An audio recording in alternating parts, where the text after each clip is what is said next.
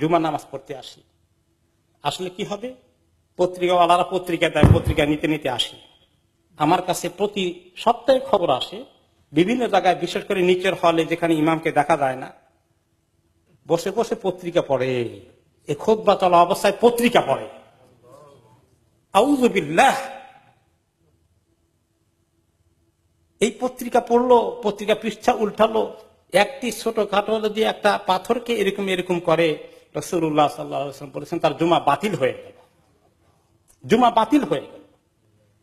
আর ইয়ংদের কাছে আছে স্মার্টফোন, অনেকে ফোন চালায়, ফোনের থেকে মেসেজ পড়ে, সোশ্যাল মিডিয়ায় যায়, এগুলো সব দেখতে থাকে। জুমার খুতবা সময় নষ্ট করে লাভ কি, কাজে লাগালো।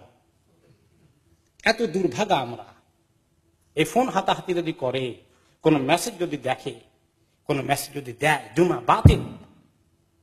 একদম বেহুদা, খালি হাতে চলে গেল, জুমার থেকে কিছুই পেলাম, তার জুমা বাতিল হয়ে গেছে, কিছু কবুল হয়নি।